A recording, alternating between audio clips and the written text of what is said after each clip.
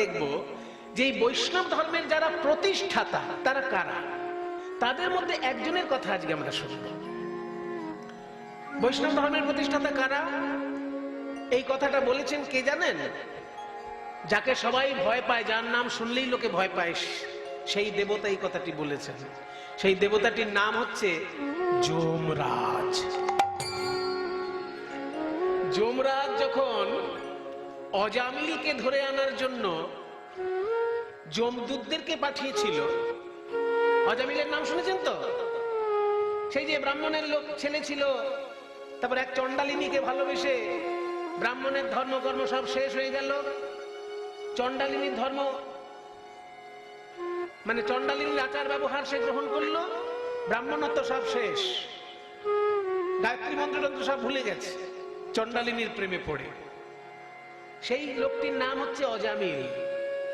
এবার চণ্ডালিনীর থেকে তার এক এক করে সন্তান হয়েছে, অনেকগুলো সন্তান, কিন্তু শেষ সন্তানটির নাম হচ্ছে, কারোর নাম লালটু, কারোর নাম বল্টু, কারোর নাম পল্টু, লালটু বল্টু পল্টু মিন্টু সিন্টু এইসব নাম। কিন্তু লোমশ মুনি বলে একজন মুনি এসেছিলেন অতিথি হয়ে, তিনি বলেছিলেন আমি যখন অতিথি হয়ে এসেছি একজন মুনি মানুষ, তোমাকে একটা কথা বলি, তুমি শোনো। 10খানা ছেলে হয়েছে, 9টা ছেলের নাম রেখেছো লালটু বল্টু পিন্টু সন্টু এইসব রেখেছো, কিন্তু একটা ছেলের নাম রাখো নারায়ণ, যাতে চলতে ফিরতে তুমি ভগবানের নাম নিতে পারো। ওই জন্য 10টা ছেলের মধ্যে একটা ছেলের নাম রেখেছিল নারায়ণ, সেটা ছোট ছেলে, ছোট ছেলেটা তার নাম রেখেছে নারায়ণ। এবার যখন তার মৃত্যু ঘনিয়ে এসেছে, ব্রাহ্মণ বংশে জন্ম নিয়ে চণ্ডালিনীর প্রেমে পড়ে ব্রাহ্মণত্বের সব সংস্কার শেষ করে ফেলেছে, এর কম পাপ হবে? ওই জন্য যমদূত এসে তাকে একেবারে ঘাড়ে মোটকে নিয়ে যাওয়ার জন্য এসেছে।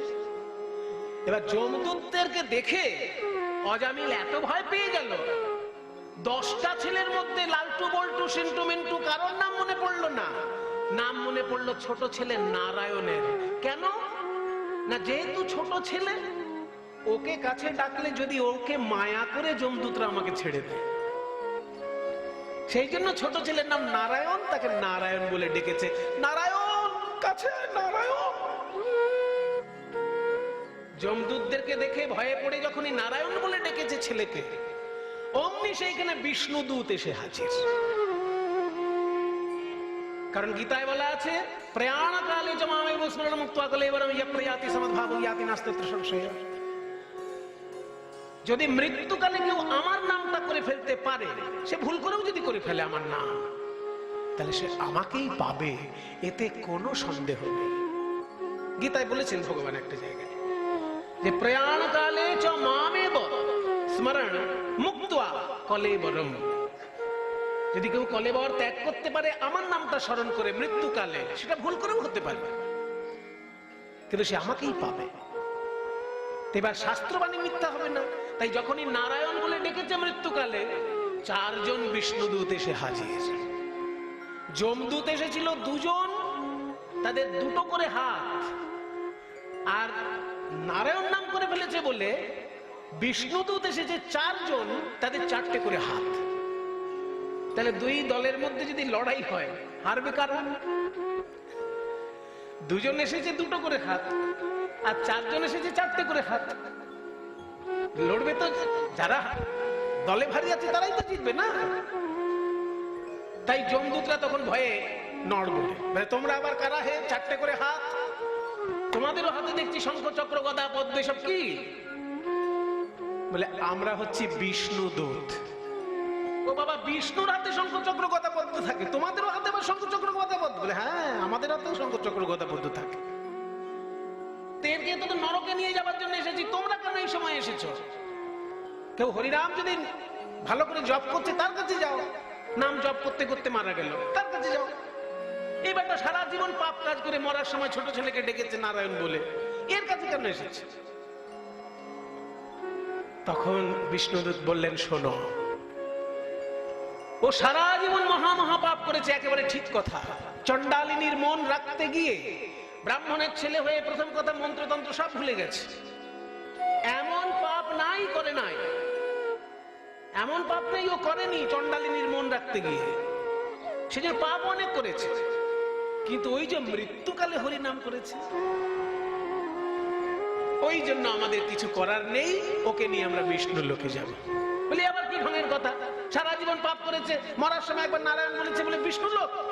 বলে হ্যাঁ, এ কোন শাস্ত্রে লেখা আছে? বলে আছে, সব জায়গায় থাকে না, এটা ভাগবত ধর্মের বিধান। সাধারণ মানুষ যে ধর্ম মেনে চলে তাকে বলে মানব ধর্ম, আর মৃত্যুকালে হরিনাম করলে সব পাপ ক্ষমা হয়, এটা যে ধর্মে বলে সেই ধর্মটার নাম ভাগবত ধর্ম। ভাগবত ধর্মের নিয়ম অনুসারে আমরা একে বিষ্ণু লোকে নিয়ে যাব, আর মানব ধর্মের নিয়ম অনুসারে তুমি কিন্তু একে নরকে নিয়ে যেতে পারো। তাহলে লড়াই করো, যে জিতবে সে নিয়ে যাবে। মানব ধর্ম জিতবে না ভাগবত ধর্ম জিতবে? আমরা 4 জন আছি, তোমরা 2 জন আছো, আমাদের 4টে করে হাত, তোমাদের 2টো করে হাত। বলে বাবা এই অসম লড়াই করে কোনো লাভ নেই, এই চল আমরা যমরাজার কাছে গিয়ে জিজ্ঞাসা করি যে এরকম কোনো ব্যাপার আছে কি না, যে মৃত্যুকালে হরিনাম করলে তার পাপের ক্ষমা আছে, তার কাছে তাহলে কখনো যাবোই না। চল যমরাজার কাছে গিয়ে জিজ্ঞেস করি। তখন যমরাজার কাছে গিয়ে যমদূতরা বলছে কাঁদো কাঁদো মুখে যে একটা প্রশ্ন নিয়ে এসেছি হুজুর আপনার কাছে। বলো কি প্রশ্ন? কতি সন্তিহ শাস্তারঃ, কতি সন্তিহ শাস্তারঃ, মানে এই জগতে শাসক কজন? আমরা তো জানি শাসক আপনি। কেউ ধর্ম করলে তাকে স্বর্গে পাঠান, পাপ করলে তাকে নরকে পাঠান। সারা জীবন পাপ করেছে, সেই জন্য আমরা গেছি তাকে যমলোকে আনার জন্য। আর এই অজামিল মৃত্যুকালে হরিনাম করেছে, তাকে নিয়ে যাওয়ার জন্য 4 জন কোথাকার 4 শঙ্খ চক্র গদা পদ্মধারী এসে হাজির। বলে আমরা নাকি বিষ্ণু দূত। বলে শোন, তোরা ওদের সঙ্গে আবার বেশি ঝগড়া করিস নি তো? না না, বেশি ঝগড়া করিনি, ওই অল্প কথা কাটাকাটি হয়েছে। যাক বেঁচে গেছিস। ঝগড়াতে যাবি না, লড়াইতে যাবি না ওদের সঙ্গে, কারণ ওরা হচ্ছে শ্রী বিষ্ণুর পার্ষদ। এই জগতে ধর্ম 2 রকমের। সাধারণ মানুষ যেটা মেনে চলে সেটার নাম মানব ধর্ম। মানব কেন না, মনু থেকে এই ধর্ম এসেছে, মনু সংহিতা, ওই মনু থেকে এই ধর্ম এসেছে বলে তার নাম মানব ধর্ম। আর যেটা অসাধারণ ধর্ম একটা পৃথিবীতে আছে, যার কিছু কিছু নিয়ম মনুর সঙ্গে মিলবে না, সেই ধর্মটার নাম হচ্ছে ভাগবত ধর্ম। ভগবানের ভক্ত যারা, তারা মেনে চলেন এই ধর্মটা, ওই জন্য এর নাম ভাগবত ধর্ম। ভাগবত শব্দের অর্থ হচ্ছে ভগবত সম্পর্কীয়, ভগবত সম্পর্কীয় ধর্ম, তাই ভাগবত ধর্ম। বুঝলাম তো, কিন্তু এই ধর্মটা কেমন ধর্ম, এর প্রতিষ্ঠাতা কারা? এইখানে যমরাজ বলছেন যে এই ভাগবত ধর্মের প্রতিষ্ঠাতা হচ্ছে 12 জন। এইখানে যমদূতদেরকে বোঝানোর জন্য যমরাজ বলছেন এই ভাগবত ধর্ম যারা প্রতিষ্ঠা করেছেন জগতে, তারা সংখ্যায় হলেন 12 জন। শুনে রাখ, সেই 12 জনের নামে রোজ প্রণাম করবি। স্বয়ম্ভূর নারদ শম্ভু কুমার কপিল বলির বৈয়া সখীর ব্যাস, বলির বৈয়া সখীর ব্যাস, স্বয়ম্ভূর নারদ শম্ভু কুমার কপিল প্রহ্লাদ জনক ভীষ্ম, বলির বৈয়া সখীর বয়, বলির বৈয়া সখীর বয়ম, বলির বৈয়া সখীর বয়, প্রহ্লাদ জনক ভীষ্ম, বলির বৈয়া সখীর বয়। বৈষ্ণব ধর্মের প্রতিষ্ঠাতা 12 জনের নাম বলা হলো এই সংস্কৃত শ্লোকটায়। 12 জনের নাম বলছি, আপনারা পারলে মুখস্থ করে নেবেন, কারণ এগুলো খুব জানার জিনিস বাবা। কীর্তন শুনতে গেলাম আর ঝাঁটা জুতোর তত্ত্ব শুনে বাড়ি চলে এলাম, ওতে খুব একটা ভক্তি লাভ হবে বলে আমার মনে হয় না। এইগুলো হচ্ছে তত্ত্ব কথা, যে ভাগবত ধর্মের প্রতিষ্ঠাতা কারা, বৈষ্ণব ধর্মের প্রতিষ্ঠাতা কারা। 12 জন, তাদের নামটা যদি মুখস্থ করতে পারেন আপনারই মঙ্গল হবে। প্রতিদিন যখন আহ্নিকে বসবেন, যখন মন্ত্র জপ করতে বসবেন, একবার তাদের নামে শুধু প্রণাম জানিয়ে নিলেই জীবন ধন্য। সেই 12 জন কারা? স্বয়ম্ভু, এক নম্বর হচ্ছে স্বয়ম্ভু। স্বয়ম্ভু মানে যিনি নিজে নিজে জন্মেছেন, অর্থাৎ ব্রহ্মা। বিষ্ণুর নাভি পদ্ম থেকে তিনি নিজে নিজে জন্মগ্রহণ করেছেন, ওই জন্য তার নাম স্বয়ম্ভু, এক নম্বর। দু নম্বর হচ্ছে নারদ, নারদ মুনি, ইনিও আর একজন প্রতিষ্ঠাতা। তৃতীয় জন হচ্ছে শম্ভু। শম্ভু মানে এটা কাউকে বলতে হবে না, হ্যাঁ, মায়েরা তো বিশেষ করে জানবেন, কারণ শিবরাত্রিতে মায়েরা কত ব্রত করেন, কত কঠিন ব্রত করেন শিব ঠাকুরের জন্য তার মায়েরা। তাহলে শম্ভু মানে শিব ঠাকুর, স্বয়ম্ভু, নারদ, শম্ভু। তারপর হচ্ছে কুমার। কুমার মানে, কুমার শব্দের অর্থ কি? যাদের বিয়ে হয়নি তাদেরকে কুমার বলে না, যে বিবাহিত না কুমার। তাহলে কুমার মানে যাদের বিয়ে হয়নি। ব্রহ্মার 4টি ছেলে আছে যারা বিবাহ করেননি, সন্ন্যাস জীবন পালন করেছেন আজীবন। জন্মগ্রহণ করেই তারা আজীবন ব্রহ্মচর্য পালন করেছেন। সেই 4টি ছেলের নাম হচ্ছে, সবারই নাম দন্তে স দিয়ে শুরু, ওই জন্য তাদেরকে একসঙ্গে বলা হয় চতুষ্ষণ। সবারই নাম দন্তে স দিয়ে শুরু বলে একজন একসঙ্গে 4 ভাইকে বলা হয় চতুষ্ষণ। নামগুলি হলো সনক, সনাতন, সনন্দ, সনত কুমার। এই 4 জন হচ্ছে কুমার। তাহলে স্বয়ম্ভু, নারদ, শম্ভু, কুমার। তারপর কে? কপিল। কপিল মুনির নাম শুনেছেন? সেই যে যিনি যোগ তত্ত্ব বিশ্লেষণ করেছেন, মাকে শিক্ষা দিয়েছেন জ্ঞান। আমাদের দেশে এমন অবতার আসে যারা মাকেও শিক্ষা দেয়, মায়ের কোলে শিক্ষা পেয়ে আমরা বড় হই। কিন্তু আমাদের দেশে এমন অবতার এসেছেন যারা জন্ম নিয়ে মাকেও শিক্ষা দিয়েছেন। কপিল দেবের মায়ের নাম ছিল দেবহূতি। দেবহূতি জিজ্ঞাসা করেছিল যে তুই তো ভগবানের অংশ হয়ে জন্ম নিয়েছিস, আমাকে একটু তত্ত্ব কথা শোনা বাবা, যাতে আমার এই জীবনেই মুক্তি লাভ ঘটে। তখন একের পর এক তত্ত্ব কথা কপিল মাকে বলেছিল। এই কপিল মুনির আশ্রম আমাদের বাংলায় আছে, সারা ভারতবর্ষের লোক সেখানে প্রণাম করতে আসে। কোন জায়গায়? এই তো ঠিক বলেছেন, সারা ভারতের লোক বলে হর তীর্থ বার বার, গঙ্গা সাগর একবার। পৃথিবীর যত তীর্থ আছে বারবার গিয়ে যা পুণ্য লাভ হয়, গঙ্গা সাগরে একবার যেতে পারলেই সেই পুণ্য লাভ হয়। এই গঙ্গা সাগরে যে মুনির আশ্রম প্রতিষ্ঠিত, তিনি হচ্ছেন কপিল মুনি। তাহলে স্বয়ম্ভু, নারদ, শম্ভু, কুমার, কপিল। তারপর মনু, একটু আগে বললাম মনু সংহিতা রচনা করেছেন যিনি, তিনিও কিন্তু 12 জনের মধ্যে একজন। তাহলে 12 জনের মধ্যে তিনিও কিন্তু একজন পড়ছেন, কুমার, কপিল, মনু।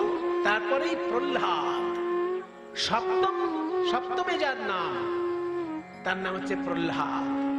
প্রহ্লাদ জনক, জনক রাজা সীতা দেবীর বাবা যিনি, তিনিও কম, একজন রাজা লোক হয়েও তিনি বৈষ্ণব ধর্মের প্রতিষ্ঠাতাদের মধ্যে একজন।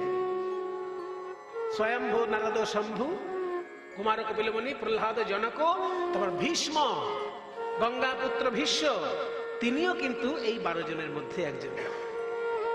বলি, এই প্রহ্লাদেরই বংশে জন্মগ্রহণ করেছে বলি রাজা, তিনিও কিন্তু একজন বৈষ্ণব ধর্মের প্রতিষ্ঠাতা। বলি। বৈয়াসকি, বৈয়াসকি মানে ব্যাসদেবের পুত্র শুকদেব। বৈয়াসকি মানে ব্যাসদেবের পুত্র অর্থাৎ শুকদেব, তিনিও 12 জনের মধ্যে একজন। তাহলে এতক্ষণ পর্যন্ত কটা হলো? স্বয়ম্ভু, নারদ, শম্ভু, কুমার, কপিল, মনু, প্রহ্লাদ, জনক, ভীষ্ম, বলি, বৈয়াসকি। কটা হলো অব্দি? 11 জন হয়েছে, কই 12 জন তো হলো না। ওই 12 নম্বরের ক্ষেত্রে যমরাজ আঙুলটা নিজের দিকে তাকিয়ে বলছেন, আমিও 12 জনের মধ্যে একজন পড়ি। ওই জন্য শেষ শব্দটা হচ্ছে বয়ম। আপনারা যারা 7-8 সংস্কৃত পড়েছেন মনে করুন, বয়ম শব্দের অর্থ কি? অহম মানে আমি, আবাম মানে আমরা দুজন, আর বয়ম মানে আমরা সবাই। অহম মানে আমি, আবাম মানে আমরা দুজন, আর বয়ম মানে আমরা সবাই। তার মানে এই শ্লোকটা যেহেতু যমরাজ বলছেন তার দূতদেরকে, ওই জন্য বলছেন 11 জনের নাম বললাম আর 12 নামটা বললাম না, আমি আছি, আমরা এই 12 জন মিলে হচ্ছি বৈষ্ণব ধর্মের প্রতিষ্ঠাতা। কাজে বৈষ্ণব ধর্মের নিয়ম যদি তোরা লঙ্ঘন করিস, আমার আইনও তোরা লঙ্ঘন করছিস। এই 12 জনের মধ্যে 7 নম্বরে যার নাম, আজকে আমরা তার কথা শুনব। চলো। স্বয়ম্ভুর নারদ শম্ভু কুমার কপিল প্রহ্লাদ জনক ভীষ্ম বলির্বৈয়া সখীর বয়। হরি ওম হরি ওম হরি ওম হরি ওম হরি ওম হরি ওম হরি ওম।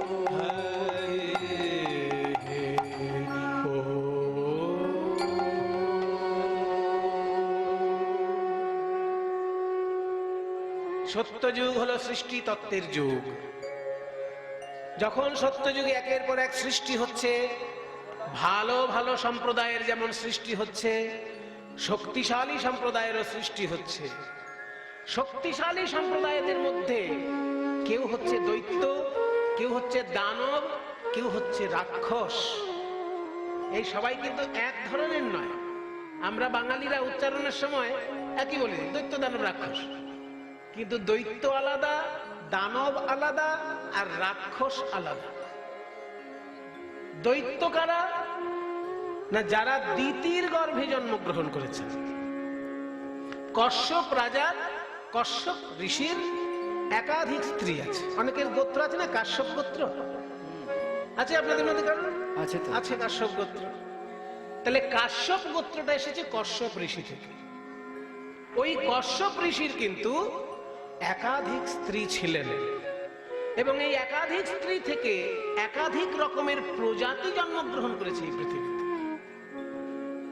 ওই কশ্যপ ঋষির স্ত্রী অদিতি, তার থেকে 12 জন দেবতা জন্মগ্রহণ করেছে। দেখুন, বাবা একজন, মা আলাদা। একজন মায়ের গর্ভে দেবতা জন্মাচ্ছে আর একজন মায়ের গর্ভে দৈত্য জন্মাচ্ছে। কি অদ্ভুত সৃষ্টি তত্ত্ব! ওই জন্য বলছে মানসিকতাটার উপর নির্ভর করে সন্তান। মনে করুন একজন মা একাদশীতে উপোস করে দ্বাদশীর দিন প্রসাদ গ্রহণ করেছে, তারপর স্বামীর সঙ্গে মিলিত হয়ে যে সন্তানটা হবে, তার সন্তান কেমন হবে? আর সেই স্বামীটারই যদি আর একজন স্ত্রী থাকে যে হানিমুনে গিয়ে সারা রাত্রির রঙিন রঙিন জল পান করেছে, তারপর একটা সন্তান জন্ম হয়েছে, সেই সন্তানটি কেমন হবে? দুটো সন্তান কি একই প্রকৃতির হবে? স্বামী একজন হলেও মায়ের জন্য সন্তান পাল্টে যাচ্ছে। স্বামী তো একই থাকছে, কিন্তু মায়ের আচরণ যদি ঠিক পথে না থাকে তাহলে সন্তান পাল্টে গেল। তার সব থেকে বড় প্রমাণ হচ্ছে কশ্যপ ঋষির পরিবার। এই কশ্যপ ঋষির এক স্ত্রীর গর্ভে জন্মাচ্ছে 12 জন দেবতা, যাকে আমরা একসঙ্গে দ্বাদশাদিত্য বলে দিই। দ্বাদশাদিত্যের দুটো অর্থ হয়, এক হচ্ছে সূর্যের 12টি রূপ, আর আরেকটি অর্থ হচ্ছে 12 জন অদিতির পুত্র। অদিতির পুত্র বলে আদিত্য, আর দিতির পুত্র বলে দৈত্য। সোজা বাংলা ব্যাকরণ। দিতির পুত্র তাই দৈত্য, আর অদিতির পুত্র তাই আদিত্য। অদিতির গর্ভে জন্মগ্রহণ করলো 12 জন দেবতা, স্বামী কশ্যপ ঋষি। আবার দিতির গর্ভে জন্মগ্রহণ করলো 2 জন দৈত্য, স্বামী কিন্তু সেই কশ্যপ ঋষি। অদ্ভুত ব্যাপার। সেই জন্য কশ্যপ ঋষির পরিবারটা খুবই একটা মারাত্মক পরিবার এই সৃষ্টি তত্ত্বের ক্ষেত্রে। তার মধ্যে 2টি পুত্র যে জন্মগ্রহণ করলো, একটি ছেলের নাম হলো হিরণ্যাক্ষ, আরেকটি ছেলের নাম হলো হিরণ্যকশিপু। বাবা কশ্যপ, মা দিতি। জন্মগ্রহণ করলো হিরণ্যাক্ষ আর হিরণ্যকশিপু। এই 2 পুত্র জন্মগ্রহণ করলো। কেন জন্মগ্রহণ করলো তারও একটা ইতিহাস আছে। কেন দৈত্যরূপে জন্মগ্রহণ করতে হলো, ঋষির বংশে দৈত্য কেন জন্ম নিল, এরও একটা ইতিহাস আছে। ইতিহাসটা ঘটেছে আরো আগে বৈকুণ্ঠে। বৈকুণ্ঠ, গোলক আর স্বর্গ এগুলো সব কিন্তু এক জিনিস নয়। এই চুলচেরা বিচারগুলো আমাদের মাথার মধ্যে কিন্তু থাকা দরকার। বৈকুণ্ঠ মানে যেখানে শঙ্খ চক্র গদাপদ্মধারী বিষ্ণু বিরাজ করেন, আর গোলক মানে যেখানে সপরিবারে সখাদের সঙ্গে নিয়ে শ্রীকৃষ্ণ বিরাজ করেন। কৃষ্ণের যে অবস্থান ভূমি নিত্য ধাম সেটা হচ্ছে গোলক, আর বিষ্ণুর যে অবস্থান ভূমি তার নাম হচ্ছে বৈকুণ্ঠ, আর দেবতাগণ যেখানে থাকেন তার নাম স্বর্গ। কাজে স্বর্গ, বৈকুণ্ঠ, গোলক এগুলো শুনতে কাছাকাছি হলেও জায়গাগুলো কিন্তু এক নয়। তো যেটা বলতে যাচ্ছিলাম যে যখন বৈকুণ্ঠে বিষ্ণু বিরাজ করছেন শঙ্খ চক্র গদাপদ্ম ধারণ করে, তখন সনক, সনাতন, সানন্দ, সনত কুমার এই চারজন যে ব্রহ্মার পুত্র, একটু আগে বলেছি, যারা ছোটবেলা থেকেই ব্রহ্মচর্য গ্রহণ করেছেন, তাদের এতখানি ত্যাগ যে তারা বস্ত্রও পরতেন না। আমার মনে হয় এদের থেকেই বোধহয় দিগম্বর জৈনের ধারাটা হয়তো অক্ষুণ্ণ রয়েছে। জৈন সম্প্রদায়ের মধ্যে দেখবেন দুটো ধারা আছে। জৈন সম্প্রদায়ের মধ্যে দু ধরনের সাধু হয়। এক ধরনের সাধু আছেন যারা কোনো বস্ত্রই পরেন না, তাদেরকে বলা হয় দিগম্বর জৈন। আর জৈনদের মধ্যে আর এক ধরনের সাধু আছেন যারা সাদা কাপড় পরেন, তাদেরকে বলা হয় শ্বেতাম্বর জৈন। তাহলে আমরা দেখেছি যে ত্যাগের যখন শেষ শিখরে পৌঁছে যায় কেউ, তখন সে কাপড়টাও পরে না। সেই রকমই ত্যাগ হচ্ছে ব্রহ্মার এই প্রথম চার পুত্রের। তারা বস্ত্র পরিধান করতেন না এবং তাদের দেখতে 5 বছরের শিশুর মতো।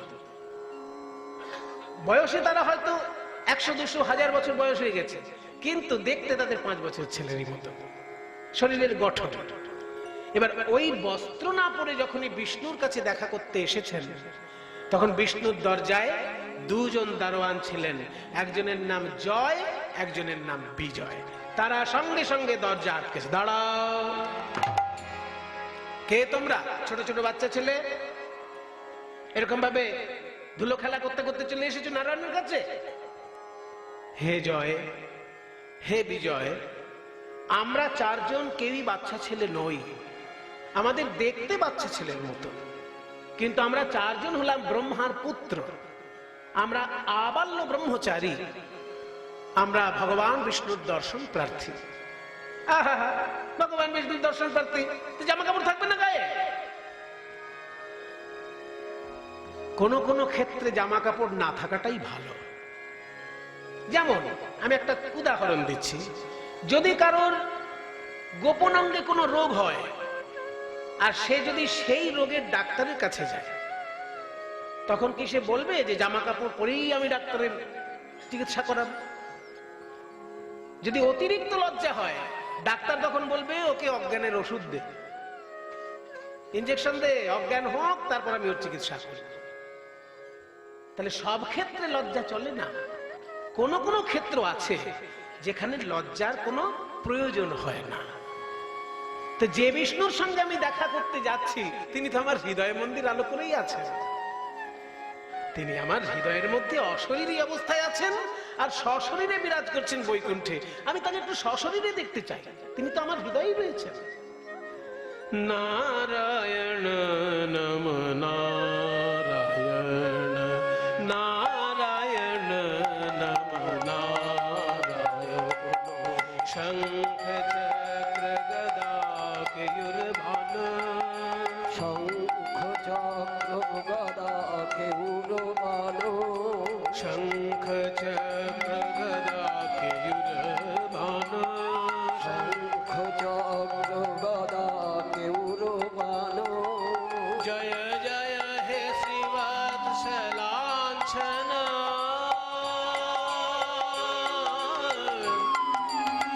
শ্রীবৎসলাঞ্ছন,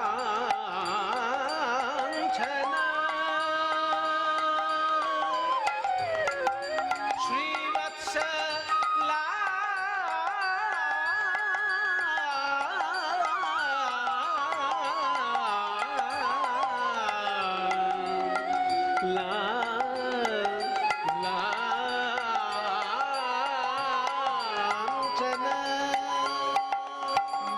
জয় জয় জয় শ্রীবৎসলাঞ্ছন,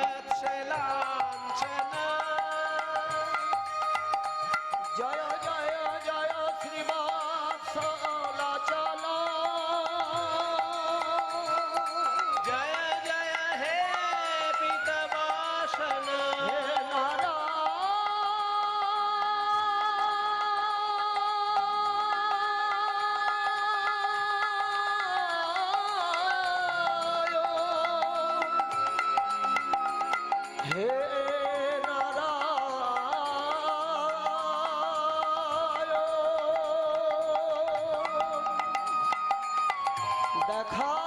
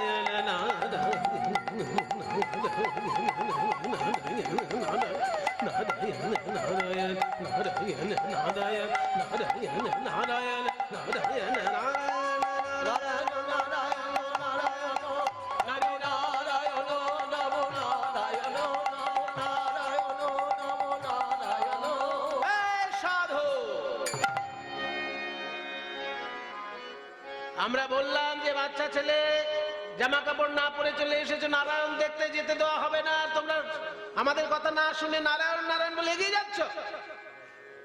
আর যদি এক পায়ে গিয়েছো তো দেখো আমাদের হাতে কি আছে। এই যে গদা,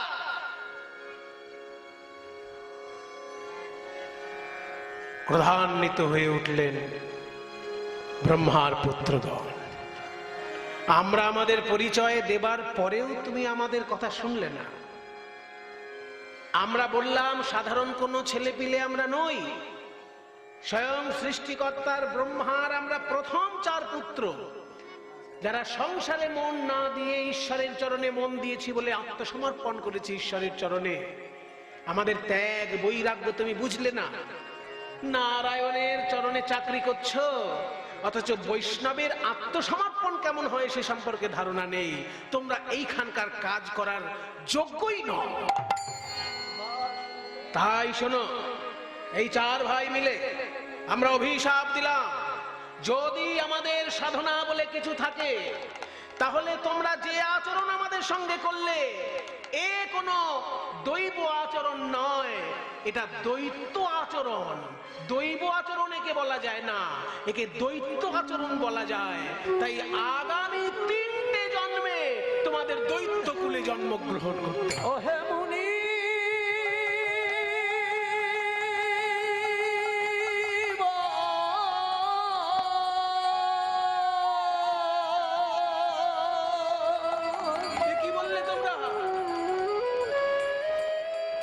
মাথা নিচু করে দাঁড়িয়ে রইল জয় আর বিজয়। বুঝতে পারেনি কাদের সঙ্গে এতক্ষণ তারা কথা বলছিল। 4 জন ব্রহ্মপুত্র যখন গিয়ে পৌঁছলেন নারায়ণের কাছে, শুয়েছিলেন নারায়ণ, কিন্তু 4 জন ব্রহ্মপুত্রকে দর্শন করে ধড়পড় করে উঠলেন। আসুন আসুন ব্রহ্মার পুত্রগণ, আমরা যে আপনাকেই দেখতে এসেছি প্রভু। আমাকে দেখতে এসেছেন? হ্যাঁ প্রভু, আসলে আপনি আমাদের হৃদয় মন্দিরে তো সবসময়ই থাকেন, কিন্তু তবুও মনে করলাম সাক্ষাৎ আপনাকে একবার দেখে আসি। তাই আমরা ব্রহ্মলোক থেকে আপনার এই বৈকুণ্ঠ লোকে এসেছি। কিন্তু আমাদের যে একটা ভুল হয়ে গেছে। ভুল কি? আপনাদের মতন মুনি ঋষি কি ভুল করতে পারে? ব্রহ্মপুত্র আপনারা, ওই আপনার দরজায় যে 2 জন দাঁড়িয়ে ছিল, ওরা আমাদেরকে বাধা দিয়েছিল। আমরা পরিচয় দিলাম যে আমরা ব্রহ্মার পুত্র, আমরা কোনো চোর ডাকাত বা কোনো সাধারণ ছেলেপুলে নই। কিন্তু কথা শুনলো না তারা, আমাদেরকে বাধা দিল বলে আমরা ওদেরকে অভিশাপ দিয়ে ফেলেছি। 3টে জন্মে ওরা 2 জন দৈত্য কুলে জন্মগ্রহণ করবে। হয়তো আমাদের একটু লঘু পাপে গুরুদণ্ড হয়ে গেছে মনে হচ্ছে। বিষ্ণু হাত জোড় করে বলছেন, আপনারা ঠিকই করেছেন। অনেক সময় পদ পেলে মানুষ পদের মর্যাদা ভুলে যায়। দেখবেন একটা পদের যে মর্যাদা আছে সেই মর্যাদা সম্পর্কে তার ধারণা থাকে না, সেই পদের দায়িত্ব সম্পর্কে তার ধারণা থাকে না। তো শ্রী বিষ্ণুর দরজায় যারা দারোয়ানের কাজ পেয়েছে তাদেরকে তো জানতে হবে বৈষ্ণব ধর্ম কেমন হয়, বৈষ্ণবের আত্মত্যাগ কেমন হয়, বৈষ্ণবের বৈরাগ্য কেমন হয়। চরম বৈরাগ্য যদি কারোর আসে, তার অঙ্গে বস্ত্র পর্যন্ত থাকে না, এগুলো তো তাকে বুঝতে হবে। যখন এগুলো না বুঝেই তারা দারোয়ানের কাজ দেখাতে গিয়েছে আপনাদের উপরে, আপনাদের বৈরাগ্যকে তারা অসম্মান করেছে, আপনাদের ব্রহ্মচর্যকে তারা অসম্মান করেছে, সেই জন্য তাদের দৈত্যকুলেই জন্মগ্রহণ করা দরকার। সঙ্গে সঙ্গে জয় বিজয় শ্রী বিষ্ণুর চরণে আছাড় খেয়ে পড়ল। হে নারায়ণ,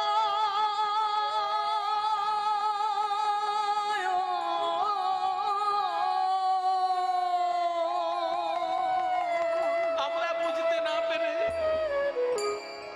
এত বড় আমাদের শাস্তি হবে আমরা বুঝতে পারিনি।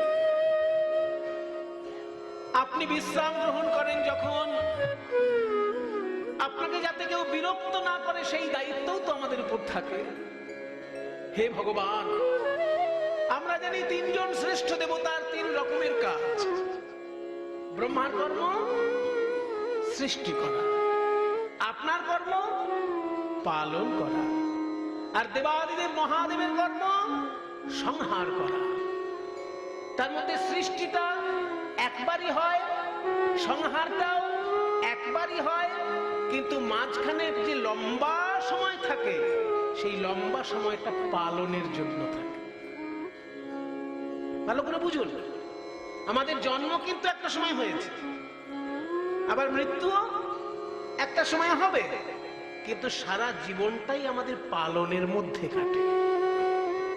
কখনো বাবা মা পালন করছে, কখনো শিক্ষক পালন করছে, কখনো গুরুদেব পালন করছে, কখনো সরকার আমাদেরকে পালন করছে। সে সরকার রাজ্য সরকার হতে পারে, কেন্দ্র সরকার হতে পারে, সে আলাদা কথা, করছে তো কেউ না কেউ তো আমাদের পালন করছে। তাই জন্মটার সময় অল্প, ধ্বংসের সময় অল্প, কিন্তু মাঝখানে লম্বা সময়টাই পালনের। ওই জন্য আমার মনে হয় আপনার দায়িত্বটা সব থেকে বেশি, ওই জন্য আপনার সুরক্ষাটাও সব থেকে বেশি। আপনাকে যাতে কেউ বিরক্ত না করে সেই জন্যই আমরা দারোয়ান হয়ে থাকি। এনারা না হয় সত্যিকারের বৈরাগী, কিন্তু অনেকে তো থাকতে পারে যে বৈরাগের ঢং করে আপনার কাছে চলে এলো আপনাকে বিরক্ত করতে। আমরাই বা সবসময় জানবো কি করে যে কে আসল বৈরাগী আর কে নকল বৈরাগী? কাজে আমাদের ক্ষেত্রে কি এটা লঘু পাপে গুরুদণ্ড হচ্ছে না? আপনি বলতে পারতেন একটা হাত ভেঙে যাবে, একটা পা ভেঙে যাবে, ঠিক ছিল, কিন্তু 3টে জন্মে আমরা দৈত্যকুলে জন্ম নেব, আপনার বৈকুণ্ঠ থেকে আমরা বঞ্চিত থাকব। তখন নারায়ণ বললেন, তোমরাও তো ঠিকই বলছো দেখছি, তোমাদের দিক থেকে যে যুক্তি দেখাচ্ছ সেটাও একবারে ফেলে দেবার মতো না। তাই শোনো জয় বিজয়, যে 3 বার দৈত্যকুলে তোমরা জন্মগ্রহণ করবে সেই 3 বারই আমি অবতার রূপে জন্মগ্রহণ করে তোমাদেরকে দৈত্যকুল থেকে উদ্ধার। কাজে আমার পার্ষদ যখন জন্ম নেবে এই ভুলোকে, আমিও এই বৈকুণ্ঠ ছেড়ে ভুলেকে এসে জন্মগ্রহণ করব। তাই সেই জয় বিজয় 2টি ভাই কশ্যপ ঋষির পুত্র দিতির গর্ভে, কশ্যপ ঋষির পুত্র হয়ে দিতির গর্ভে তারা দৈত্য রূপে জন্ম নিল। একজনের নাম হিরণ্যাক্ষ আর একজনের নাম হিরণ্যকশিপু। হিরণ্যাক্ষ জন্মগ্রহণ করে এতখানি ভয়ঙ্কর হয়ে উঠল পৃথিবীর জন্য যে স্বয়ং পৃথিবী নারায়ণের কাছে প্রার্থনা করলেন যে হিরণ্যাক্ষের জ্বালাতনে আমি আর সহ্য করতে পারছি না, আমি বোধহয় ধ্বংসই হয়ে যাব। তখন স্বয়ং নারায়ণ শূকর রূপ ধারণ করে, বরাহ রূপ ধারণ করে হিরণ্যাক্ষকে বধ করলেন এবং পৃথিবীকে রক্ষা করলেন। তাই আমাদের বাংলার কবি জয়দেব গোস্বামী গীত গোবিন্দে বর্ণনা দিচ্ছেন বরাহ অবতারটি কেমন। জয়দেবের বর্ণনা আমরা একটু শুনি। জয় জয়